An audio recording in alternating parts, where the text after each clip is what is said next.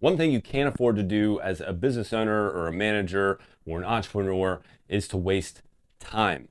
There are plenty of things that suck time away from you and pull time away from the important things that you say you want to get done, the tasks that you say are going to move the business forward, the things, the projects that you say you want to implement in order to make things more efficient or make things more effective. So the last thing that you want to do is waste your time. And I think a lot of business owners and entrepreneurs understand the importance of time management. But when it comes to time management, it's not as simple as just being able to manage your time. Because what if you're managing your time well, but you're spending time on tasks that aren't important or on projects that aren't important? You just have a to-do list of things and you're constantly checking off all these things, but you're not actually moving the needle forward. Or what if you're inefficient with your time? What if you have low energy? What if you just don't seem to be working at a high enough urgency or high enough capacity? And what if you just aren't doing the right things? So there's a lot of things, a lot of areas where you could be wasting time still, even though you might be good at allocating your time. Maybe you do good at allocating time and you say, I'm in the office from this time to this time, and then I go to meetings from this time to this time. Well, what if your office time is junk and you're not actually getting anything, accomplished during that time because you're going all over the place and you got your attention in a bunch of different areas? Or like I said, you just can't seem to have the urgency behind your work to move you forward. So I want to break down the three components of time management so that you can understand the whole thing, the whole vision, everything behind time management, and not just managing time.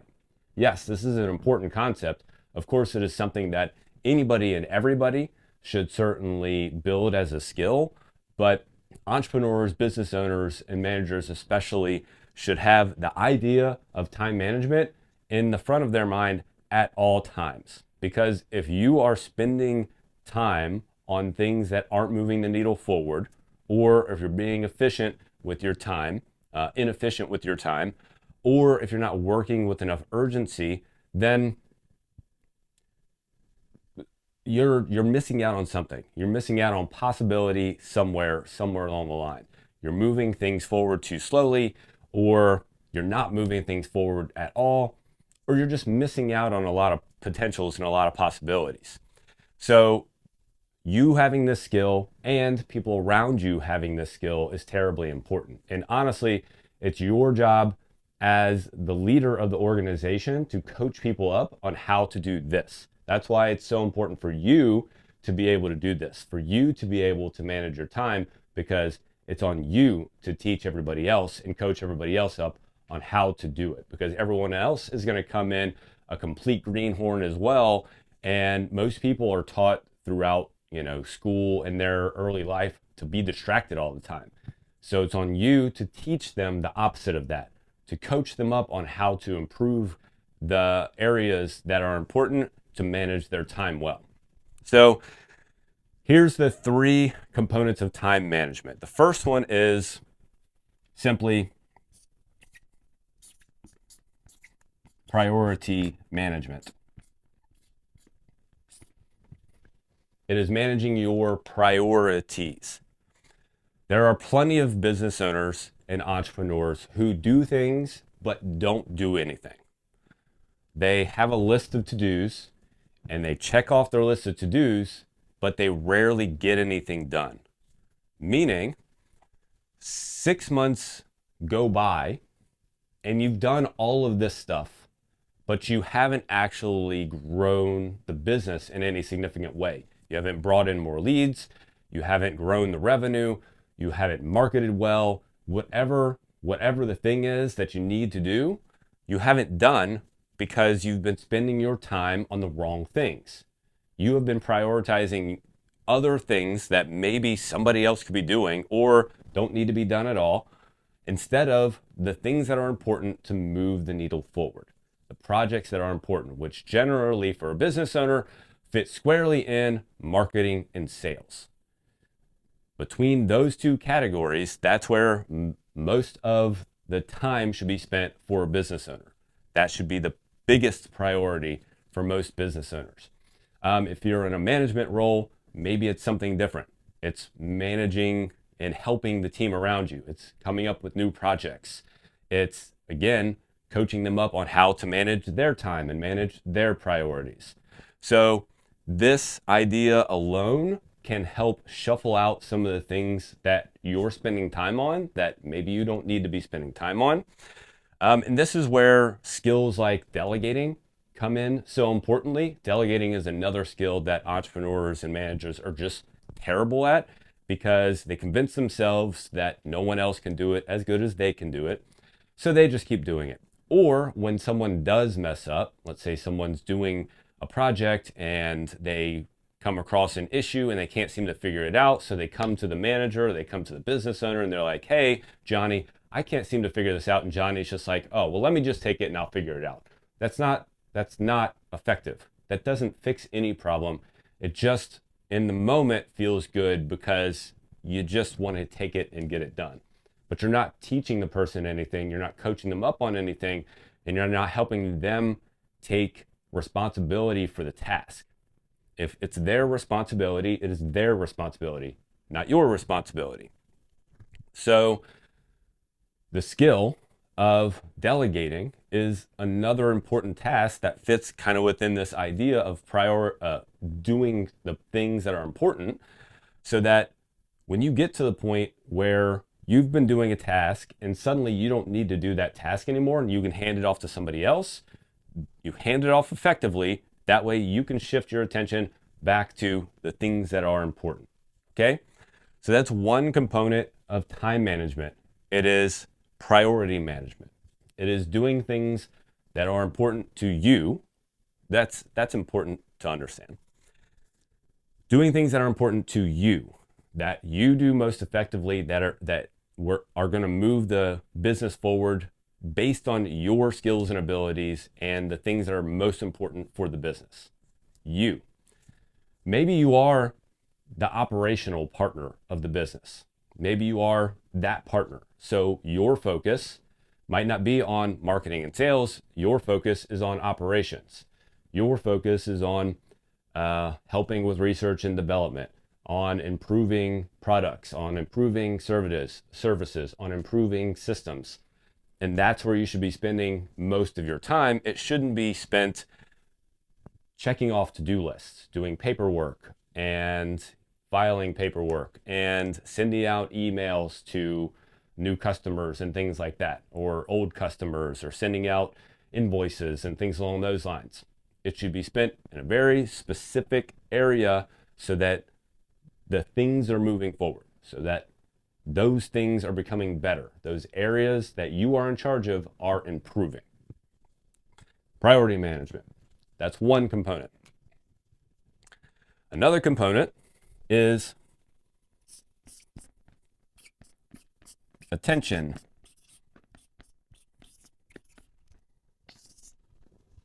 Attention management. It is managing your attention. Today's society is just filled with potential distractions, filled with potential ideas, filled with potential opportunities. Most entrepreneurs don't have an opportunity problem, they have a focus problem.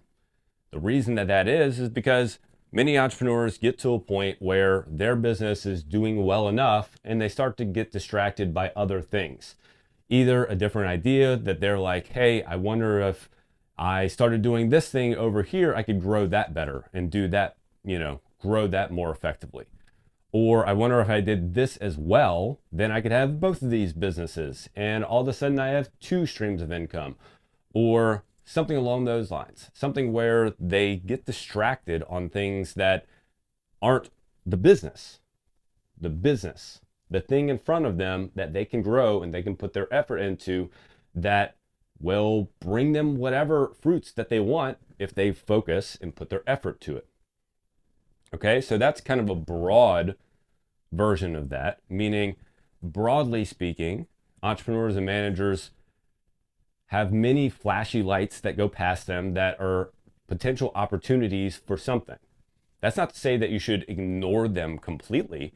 Maybe you need to log it away for a different day. Maybe right now you're in the middle of working on a project and excuse me, this other idea came in that is like, well, it kind of fulfills the same idea, meaning let's say you're working on a marketing project and you're trying to build your Instagram social media, and suddenly someone's like, hey, you should focus on YouTube. And you're like, okay, well, let's stop Instagram and let's focus on YouTube. But then 6 months later, someone else comes over and they're like, hey, you should focus on TikTok. You're like, okay, let's stop YouTube and focus on TikTok.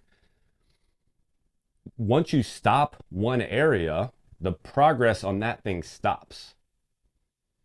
So if you keep your focus on the project that you're trying to build or get the momentum in the area that you're trying to grow and expand, instead of seeing the squirrel run by and getting attracted to the squirrel, then you gain momentum. You get traction and you actually grow and expand that area.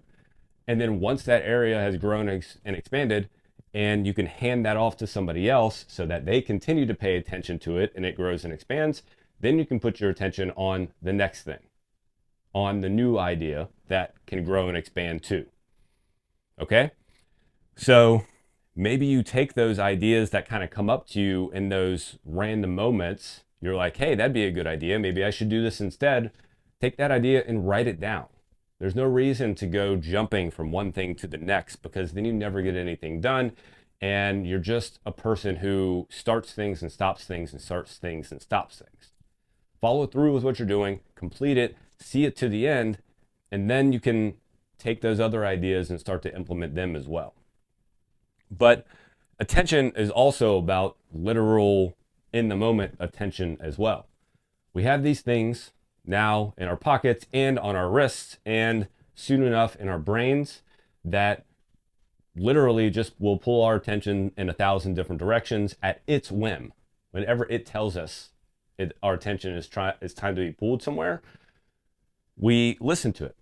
Our phone, the things on our wrists, and well, like I said, we don't have things in our head yet, but that is yet to come. But whenever you have something on your wrist that is constantly dinging you and telling you someone has texted you, someone has sent you an email, someone has liked your post, someone has shared your post, or whatever the notification is, that is pulling your attention away from the priorities that you're trying to focus on. If you're in the middle of trying to put together a marketing campaign, or you're in the middle of, goodness forbid, a freaking sales call or a sales conversation with somebody, and your thing goes off, your watch goes off, and you look up at your watch for just 1 second, if you're in the room with somebody else that you're trying to sell to, and you look at your wrist for just 1 second, you lose your train of thought, you lose their train of thought, you lose their attention goes to something else, and guess what? There's a good chance you lose that sale. So why would you train yourself to pull your attention away from anything that is important, from anything that you say is important to you right in this moment? So being able to keep your attention and your focus in the moment on the thing that you're doing and only that thing is time management. It is managing your time well, because when you keep your attention on that thing and that thing alone, you get it done. You make progress on it. It moves forward. You're not a multitasker. Human beings are not multitaskers. Women are better, have a level of multitaskness that they have, but not when it comes to still deep work kind of stuff. When it comes to knowledge-based stuff, deep work where it takes attention and it takes your focus and you have to like sit there and actually ruminate on it and think on it and put ideas together, women can't do that either. So no matter who you are in that realm, you're not a multitasker. If you're doing something important, focus on the thing. The second that you pull your attention off to something else, it takes you up to 20 minutes, if not more, to be able to refocus on the thing in front of you. So put your attention to a thing, make progress on that. You can always check your phone later. You can see if it is an emergency, they can freaking call you. They can call you and get a hold of you. So learn to keep your attention on the thing that is in front of you, on what is right there. That is honestly, that's a superpower nowadays because everyone on earth is so distracted. If you can learn to keep your attention on the thing in front of you, whether that's a human being, whether that's the work that you're doing, no matter what it is, it's a superpower. The more, excuse me, and the podcast, for instance, it is normal at the end of a podcast, once I'm finished interviewing somebody, we're sitting chatting afterward, and they're like, "Oh, your listening abilities are super incredible. I can't believe, I feel like you're just there, you're fully attentive, you're just listening." Well, it's because I've trained myself to just listen to the person. When I'm in a room with somebody, my phone's not on me. I don't have my phone near me. It certainly is not going to make any noises because I want my attention to be on them. I want them to know that they're the most important thing in that room. And you know how it feels to be disregarded for a phone. And everybody has done this, if you've been talking to somebody and they go and grab their phone or their phone makes a noise and they pull their phone out and they stick their phone up when you're standing right in front of them, you know exactly how that feels. So you don't want to make people feel that way, and you want them to understand that they're the most important thing. That is, again, a superpower, but also a hack to personal relationship building. So we have priority management, we have attention management, and then the last thing we have here is, what's up, guys? I want to jump in here real quick and talk to you about achieving your goals. If you're listening to this podcast, then I know you want to achieve something extraordinary in life, whether that's building a business, getting in the best shape possible, or maximizing your time with your family. And if you want to do any of those things, there's two things you need to be able to master. One of them is time, and the other one is productivity. It starts with managing your time and being able to eliminate the things that are getting in your way so that then you can set your goals and start to break them down into actionable steps and take those steps and interject them into your life so that you can take action and turn those dreams into reality. And in order to help you do that, I created the Alpha Life Action Plan. It's literally a 90-day action plan that does both of those things. Starts with taking your time, figuring out where you're spending it, eliminating the things or delegating the things that you don't need to do so that you can free up your time to then set your goals and break them down into action steps and start to take action on them so that you can achieve the things that you want in life. The Alpha Life Action Plan is yours for free. All you have to do is cover shipping. You can go to goodwolfproject.us/action plan and put in your information there and have it sent to you ASAP. That's goodwolfproject.us/action plan so you can start to take action on those goals and dreams you want to create the life that you deserve. Last one, energy management. So there's a couple levels to this, but to start with, we have different levels of energy throughout the day. In the morning, generally speaking, you are kind of at your most cognitively available.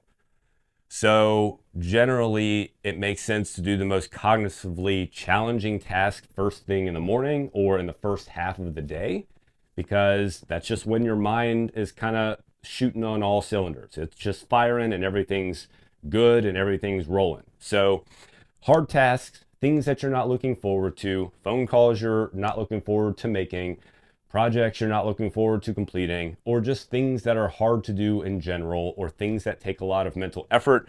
Those things you want to do in the morning, that's when you have the most energy, and that's when you have the most mental capacity, if you will, at least capacity to think.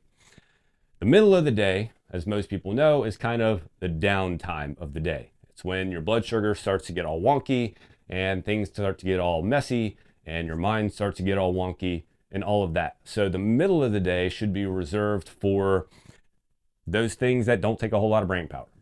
Maybe that's just returning some offhanded phone calls or returning text messages. This is a great time to check your phone and see what's going on and get back to any comments or any DMs or anything like that. It's a great time for that to happen because it just doesn't take any brain power. You can just sit there and do it. You don't need to think about it. You can just check it off the list. And then the bottom half of the day, kind of once you get past lunch and you get into the afternoon, your mental capacity maybe not as fully there. It bounces back up, but your creativity, generally speaking, is actually a little better on the second half of the day. So maybe if you have creative tasks, then that's a good opportunity for you to do creative things. It could be like idea generation. If you're wanting to come up with ideas, that might be a good opportunity to do that. Or if you're, actually doing something artistically creative, it may be a good opportunity for you to tinker with some new ideas there. So that's one part of energy management, is understanding where your energy levels ebb and flow throughout a day's time, throughout a 24-hour period of time, and adjusting your work accordingly as best you can. Of course, we all have different priorities in our lives, so some of us need to be in certain places at certain times. That's totally fine. I get that. But nonetheless, as best you can, adjusting your work accordingly so that you do your best work when your energy is highest, when your mental energy and your physical energy is highest. So the other part of this is energy management through what you're doing, through your habits, through your behaviors, and generally speaking, through the environment around you. So number one off the top of my head is being exposed to light. So this is an idea that Andrew Huberman actually has popularized over the last couple of years, but it's very obvious that human beings align their rhythms, their energy rhythms, with the rise and fall of the sun. Your circadian rhythm, the rise and fall of the sun. Sun starts to come up. Naturally speaking, if you didn't set an alarm, you would start to get up when the sun starts to come up, give or take some time. As the sun starts to go down, you naturally want to start getting tired. The problem is we have lights all around us. We have lights everywhere. We have our phone, which gives off light. We have our TVs. We have lights on all the time. We have all of these lights that are constantly blasting us. So being able to manage your energy, say through light exposure, is another thing to think about. So first thing in the morning, getting out and getting some good quality sunlight exposure so that you peak your energy availability in the morning is great. In the afternoon, the same idea. You feel a little slow in the afternoon. After lunch, get outside, go for a walk, let that sun get in your eyes again, let the sun bring your energy back up again, and that'll help improve your productivity on the second half of the day. So that's another thing to think about. Of course, food plays a huge role in this. Movement and exercise play a huge role in this as well. If you sit for most of your job, your energy is going to be much lower than if you make yourself get up and move, or if you exercise first thing in the morning or in the middle of the day or something to that effect. Like, that's going to play a huge, gigantic impact on your physical energy and your mental energy. That's one of the things that is another superpower for people who are productive, is that most, if not all of them, are exercisers. Whether that's running, whether that's weightlifting, no matter what type it is, they are exercises. Most of them do it first thing in the morning. You don't have to do it first thing in the morning. You can go at lunch and go train at lunch, and that'll give you, again, a boost of energy for the rest of the day. So watch how much you're moving. If you feel your energy getting low, there's a good chance that it's because you've been sitting around too long, or it's because maybe your blood sugar is getting low. That doesn't mean you go chomp on a freaking Snickers, but maybe it's actually because you had a Snickers not too long ago that your blood sugar is getting low. So watch those ultra processed foods that you're putting into your body. I could talk about this all day long, forever and ever. So just pay attention to how you're feeling and then adjust yourself and your habits accordingly. Because when your energy starts to drop and starts to plummet, because of the habits that you have, that's fully in your control.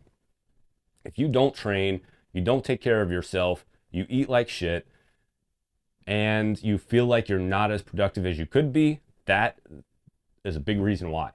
It's because your energy regulation is so terrible and you're not able to stay mentally focused and excuse me, physically awake enough to be ultimately productive. So pay attention to that. There's no reason for me to sit here and chastise you and say you need to exercise and you need to eat well. You know damn well that that's what you need to do.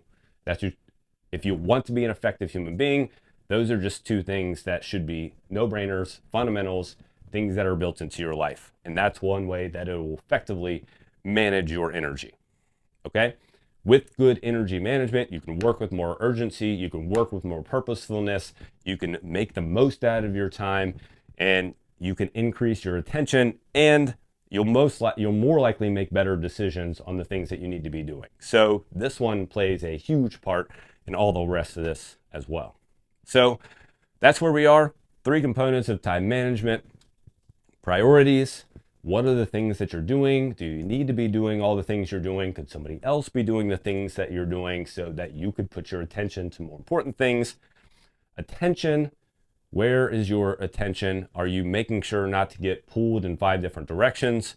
Are you in the moment when you're supposed to be in the moment and not being pulled away from things because of your phone and notifications going off? And then lastly, your energy levels. Are you putting pieces of work in certain areas of the day so that you can be more productive? And are you taking care of yourself so that you can be your best? And that is the ultimate goal, and really the crux behind time management. It's just taking care of yourself so that you can be your best, so that the rest of this just kind of starts to fall in line. So that's what I got for you today. Guys, go out, put this into practice, make yourself better, achieve your best. Here's to your 1% growth every day.